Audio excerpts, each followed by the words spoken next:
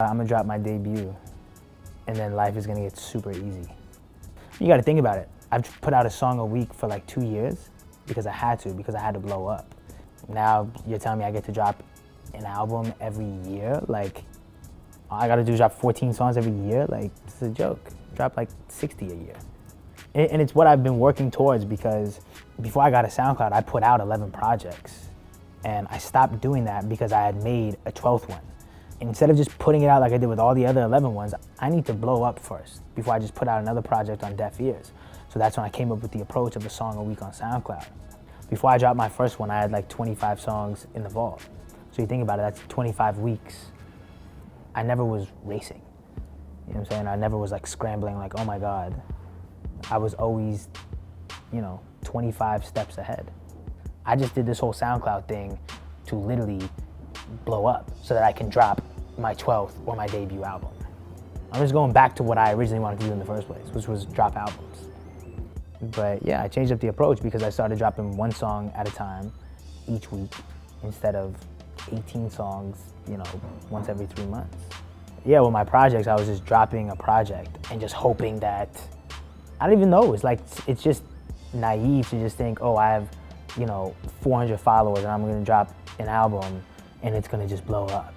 I mean, at some point you're like literally crazy if you think, I'm gonna just keep dropping these albums till something, and I did it 11 times, so like a little insane.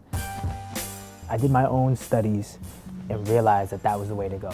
That if you don't know somebody and you don't have someone in the industry telling you to go check this person out, you're not downloading some unknown person's album. Now, if you have all these little weirdo industry cosigns and connects, yeah, you can just drop an album. I didn't have any of that, so I had to go right to the people and get my fan base.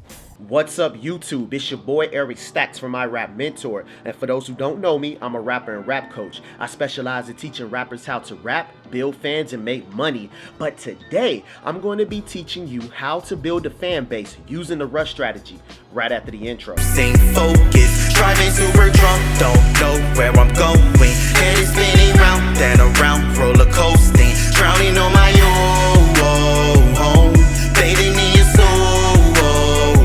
I can't find my way home, drowning in the ocean, drowning on my own, yeah. Now, one of the ways to implement the Russ strategy is by releasing music and content on a daily basis. The reason why you want to release music and content on a daily basis is the more you release music, the more you release content, it triggers the algorithm, which increases your chances of reaching a new audience. And if you don't know, the algorithm don't go in order by who posts first, who posts at this and that time. The algorithm goes by who gets the most engagement in the shortest time period. The algorithm only shows your post to about 10% of your followers. So if you don't get engagement in a short time period, whether it's YouTube, Instagram, or Spotify, it will deem your post as non-important, which in return, it will stop showing it to a lot of your followers. Now, when implementing the Russ strategy, the goal is to try to find a sweet spot between releasing music and content on a daily basis while giving your fans and potential audience what they want to see.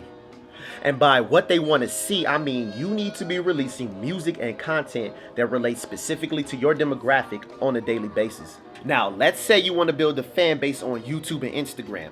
The best way to build a fan base on YouTube and Instagram is by getting a high click-through rate and high watch time. Now, to increase your watch time, you want to have a catchy title that relates to what your fans want to see. So let's say if you're a party type rapper, your fans should relate to party type content. So make a title that relates to what most party people like on YouTube and Instagram.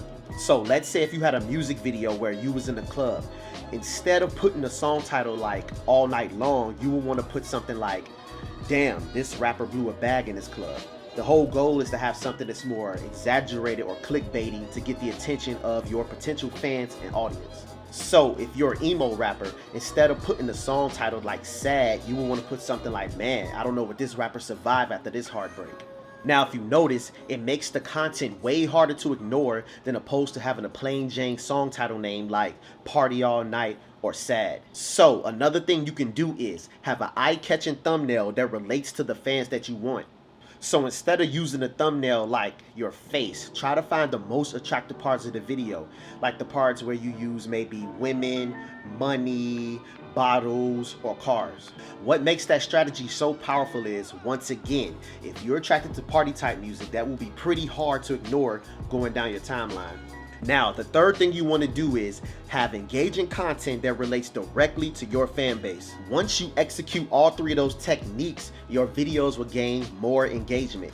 The more engagement you gain, the algorithm would deem your content as important, which in return, it will push it out to more people in your fan base and to a potential new audience that haven't heard of your content. So, like Russ said, instead of releasing an album every 3 months to a year, release content on a daily basis and release music at least once a month to get the most out of your marketing for each song.